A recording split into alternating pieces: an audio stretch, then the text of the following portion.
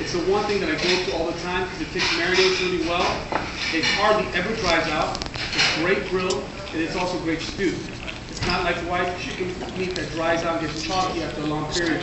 There's that intramuscular fat, and there's also the fact that's near the bone. Anytime anything is near the bone, it has a lot more inherent flavor of what it is. That's why a whole fish always tastes better than a fillet, because the fillet and the gelatin and all the flavor from the bones leach out into the product itself. So the same premise applies when you're working with the chicken. The chicken is simply deboned, skinless. I'm not doing anything to it. And that's the one thing that really makes this different. So what I'm going to do is I'm going to put in the old trusty crock pot. If you guys don't have one of these at home, ask Santa for it. I guarantee you will not be disappointed. These things are fantastic. They really are. I mean, I cooked everything from whole turkey legs to roast, to everything you want. I've actually sous vide these things. You know, I've put things in bags and cook them in there. Really cool stuff. So I got that there. What I'm going to do is I'm going to add to this a fair amount of salt. And I like to put salt in the beginning because I feel like I can see the flavor profile grow. Some fresh cracked pepper. And then I'm going to start to add the layers of flavors. Here I have some sliced white onion. What makes Mexican food very different from other kinds of food is that we don't use the traditional yellow onion or the Spanish onion. We use the white boiler onion that has the stock to it. And it's a little milder in flavor, and it's typically what's used. Excuse me. We have some chopped garlic, a little bit of ground cumin. Now this should be used in moderation because cumin can be a very assertive flavor that dominates. So please use that very liberally, and also at the same time conservatively. Here I have a chipotle. Chipotles come from a very prized state of Mexico. Does anybody know which one it is? There's 32 states in Mexico. This is a Caribbean state, so it borders the Gulf of Mexico. Anybody know?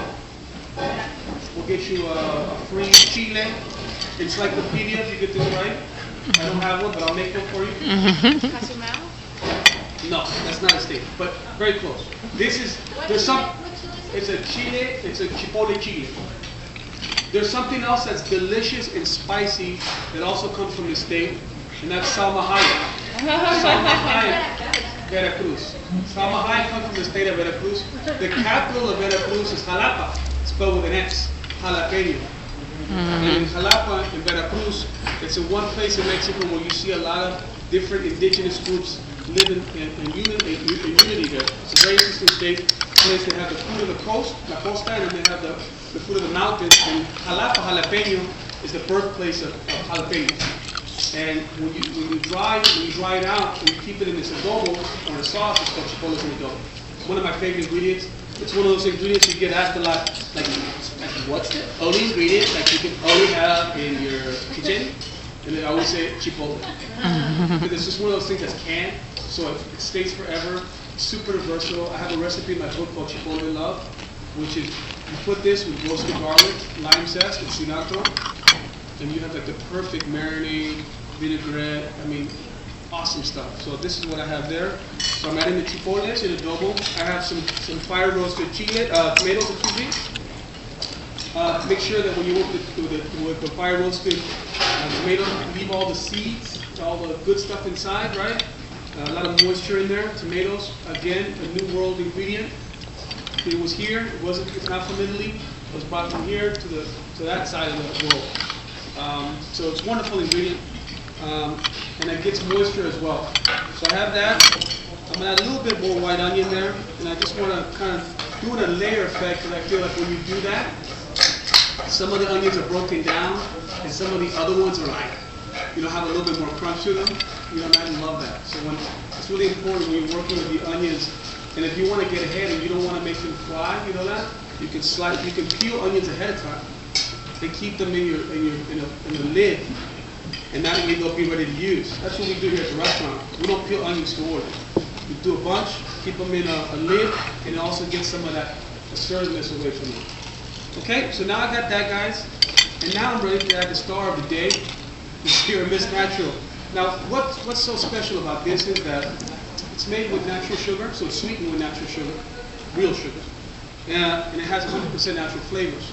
So the acidity that's going to impart in this is going to be absolutely necessary, but it's also going to give sweetness. It's going to help counterbalance the heat. And also, the bubbles is going to make this, it's going to tenderize the meat, which is very cool.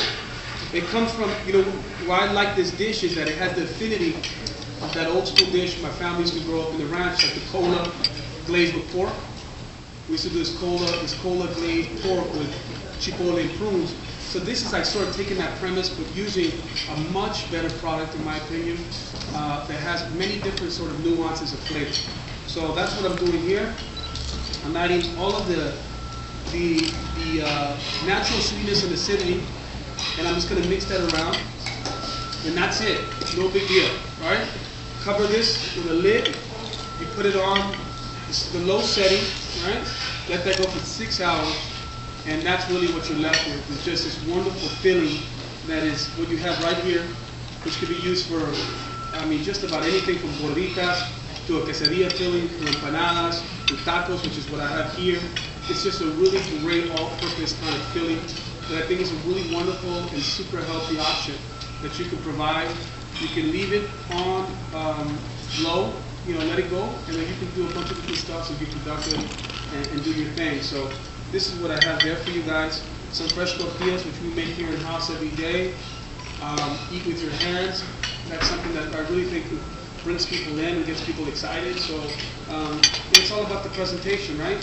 If you bring that forward to somebody, someone's going to have a really good time. So I think that's just a little glimpse on how easy, how versatile, how it can be used not only as an ingredient in the preparation, but as an accompaniment and something also to pair. In essence, is what we're doing.